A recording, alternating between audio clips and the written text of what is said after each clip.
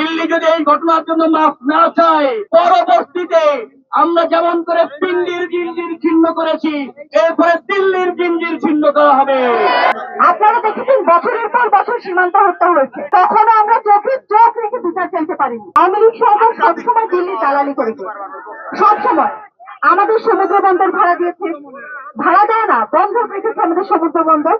তার পরিবর্তে শুধুমাত্র দালালি করে গিয়েছে। আমাদের সাথে না তাদের প্রতিবেশীর সম্পর্ক ছিল কখনো, না তাদের রাষ্ট্রের সাথে রাষ্ট্রের যে সম্পর্ক থাকে তা ছিল। আমাদের যে সরকার ছিল আওয়ামী লীগের সরকার তো ছিল না, আসলে বলা যায় যে দিল্লির একটা দাবার গুটি ছিল, যারা শুধুমাত্র দিল্লির যে আধিপত্য সেটা বিস্তার করার চেষ্টা করেছে পুরো দেশ জুড়ে। বাংলাদেশ নিয়ে তাদের কোনো কনসার্ন ছিল না।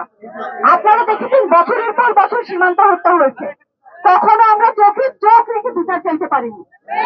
আপনি শুধু সীমান্ত হত্যা না, এই যে আমাদের সাথে যে অসম সম্পর্ক ছিল ভারতের, এর শহীদ হয়েছে আবরার পাহাড়। নতুন বাংলাদেশে দিল্লি না ঢাকা স্লোগানের বিপরীতে ঢাকা ঢাকা বলার জন্য যদি একটা মানুষও বেঁচে থাকে, এই একটা মানুষের মৃত্যু পর্যন্ত বাংলাদেশে দিল্লির আধিপত্য আর বিস্তার করতে দেওয়া হবে না, হবে না।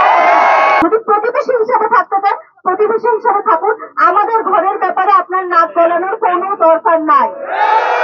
আমরা চাই প্রতিবেশী ঘরের বাইরে থাকুক, সীমানার বাইরে থাকুক। যদি সীমানা দিয়ে পা গলানোর চেষ্টা করেন, মনে রাখবেন বাংলাদেশের প্রত্যেকটা মানুষ জেগে আছে, বাংলাদেশের প্রত্যেকটা মানুষ রক্তের একটা বিন্দু থাকা পর্যন্ত দিল্লির আধিপত্য মেনে নেবে না, নেবে না, নেবে না। কখনোই তার রাষ্ট্রে অবস্থিত অন্য একটি রাষ্ট্রের হাই কমিশনে হামলা চালাইতে পারে না। আমরা দেখলাম হামলার প্রায় 6 ঘন্টার বেশি অতিবাহিত হওয়ার পরেও দিল্লির পক্ষ থেকে কোন রকমের কোন অনুতপ্ততা লক্ষ্য করা গেল না।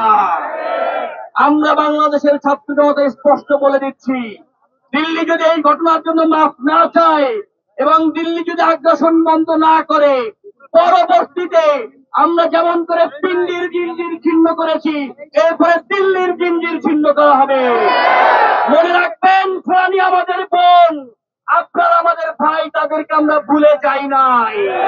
তাদের চেতনা, তাদের স্পিরিট এখনো আমাদের মধ্যে কাজ করে। সুতরাং আমরা লক্ষ্য, আপনারা লক্ষ্য ফেলানি হতে প্রস্তুত আছি।